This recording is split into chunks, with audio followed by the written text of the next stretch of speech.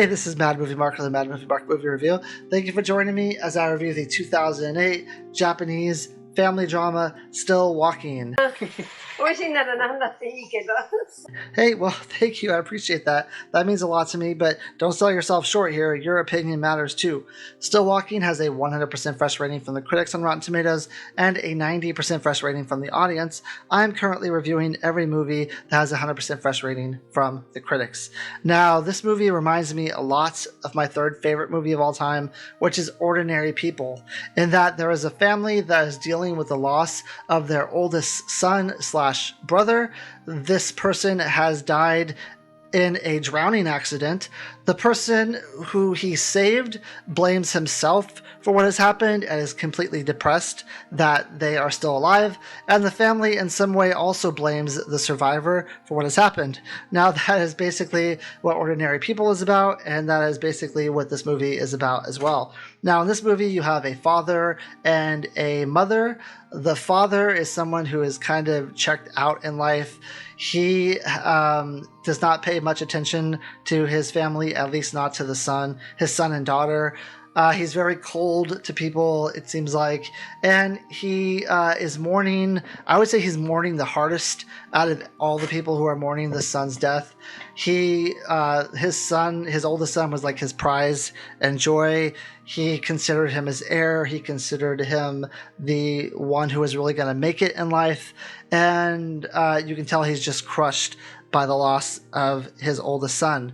Now, the younger son is going, so they all meet once a year to commemorate the death of the oldest son/oldest brother, and they also invite the person who survived. We'll get into that a little bit later, but the youngest son is going with his wife, who was a widow, and now he has married her, and her son. And also going is his sister/their daughter. Now, he doesn't want to go on this trip because he knows that the oldest son was the favorite. He knows that the room's going to be exactly the same as it was. He knows that his dad's basically going to be checked out and that his dad's not going to approve of him. And that's just not going to be like a situation that he wants to be in. He also wants to move on. Like, he feels like he has moved on with his life. He is sad that this happened, but he wants to just have his own life, and he wants to basically stop harping on his brother's passing. So in this movie, he is an art restorationist, and his dad is a doctor, and his dad is very sad that he did not follow in his footsteps as a doctor. His dad believes that his profession is not up to standard, that he needs to do something better. This youngest son says early on in the movie that he's having a hard time getting work, but he doesn't tell his father that. So basically, when he goes there, him and his sister are treated exactly as they thought they would be treated, and it's exactly as he thought everything. His wife is not treated as a member of the family, and neither is his adopted child. Not until later in the movie when his parents finally kind of warm up to them, but they are treated kind of poorly also, and he basically just doesn't want to be there. Then later in the movie, they invite the person who survived over, and they get him drunk, and they treat him poorly. He apologizes over and over again for surviving. He says that I wish it wasn't him that day that lived. This is while he's drunk, by the way.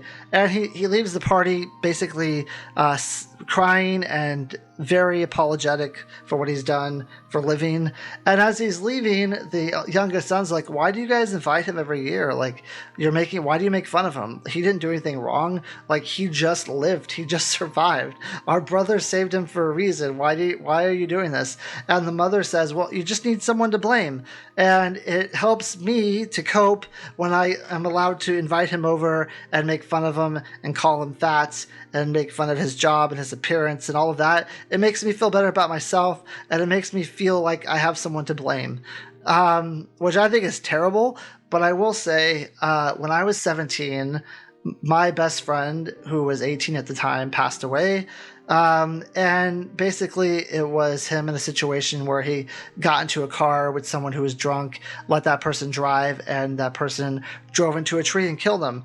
Now, yes, this was before Uber and Lyft, so the only options he had was walking home or getting a ride from someone else. But he decided to go with his friend who was drunk.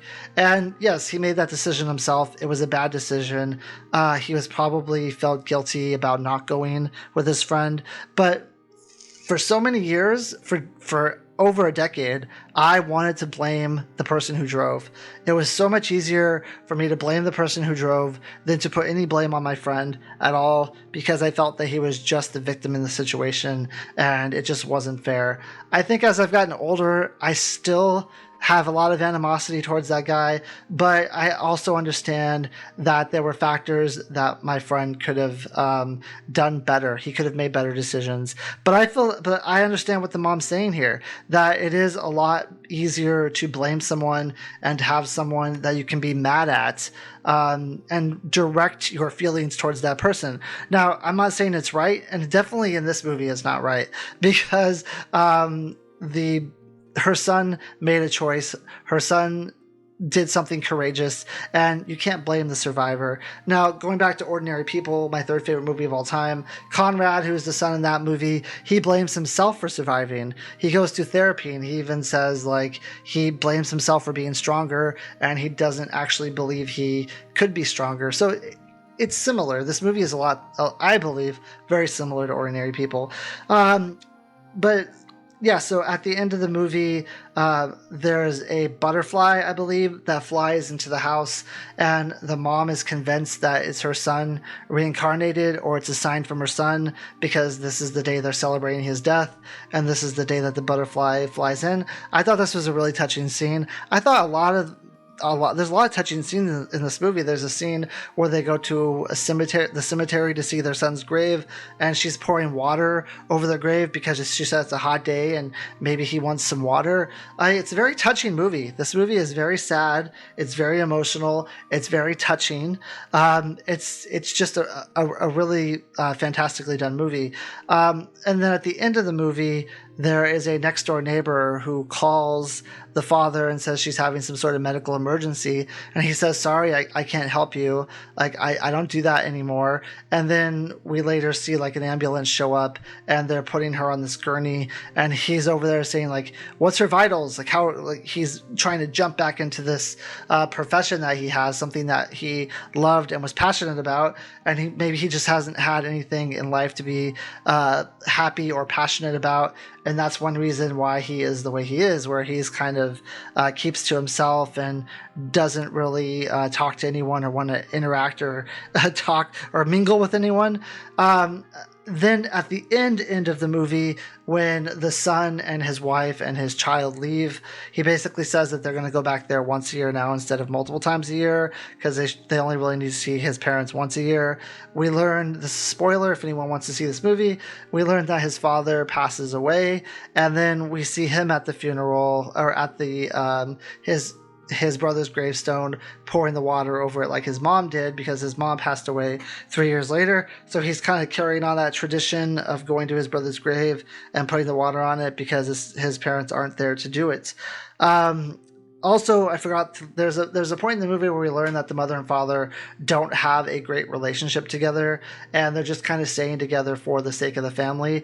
The mom is playing, she's singing a song, and she ends up playing this record of a song she says is their song, and he acts like he has no idea what the song even is, or that they even had a song that they shared together. So there is some disconnect between them, which I think happens in families when something like this happens. My friend's family was the same way. They coped with the tragedy in different ways. They ended up kind of pulling apart from each other, but they ended up getting back together. But I have to imagine this is tough, especially when you deal with tragedy in a different way. If you're someone who needs people around you and your partner's someone who wants to be alone, it's very difficult. It has to be very difficult to live in your own head when something like this happens. Even in Ordinary People, the mother and father did not get along at all. They also had disagreements at the end of the movie. If you want to see this movie, spoiler 2, at the end of the movie, they end up not together. They're taking a break.